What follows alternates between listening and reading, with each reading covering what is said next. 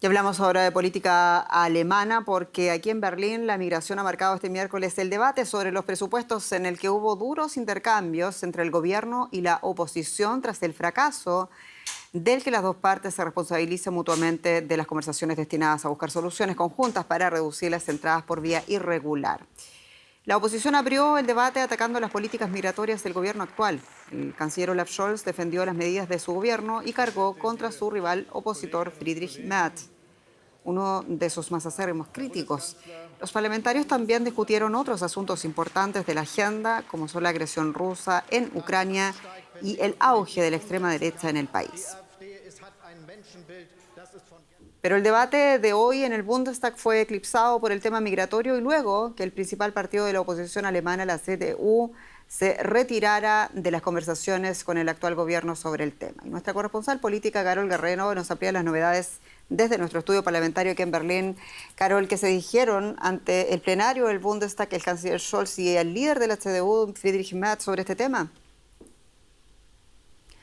Jenny, buenas noches. Pues lo que escuchamos en esta sesión de miércoles aquí en Berlín, en el Parlamento Federal, fueron acusaciones mutuas en torno a la responsabilidad por el fracaso de esas conversaciones entre el gobierno y la oposición para intentar hallar salidas conjuntas a la crisis migratoria. El canciller federal Olaf Scholz acusó a Merz de haber planeado desde el principio el fracaso de estas conversaciones. Dijo incluso que él no había tenido nunca la intención de hallar salidas a este problema, unas declaraciones que Merz, el jefe de la oposición, calificó de infames. Sin embargo, Merz tampoco dio muchos detalles de por qué se retiró de las conversaciones. Aún así, miembros de su partido, la CDU, pues aseguraron que la propuesta del gobierno federal de la coalición que lidera el canciller Olaf Scholz, pues es muy débil y no responde de manera suficiente al gran desafío que está representando en este momento la situación migratoria en Alemania, Jenny.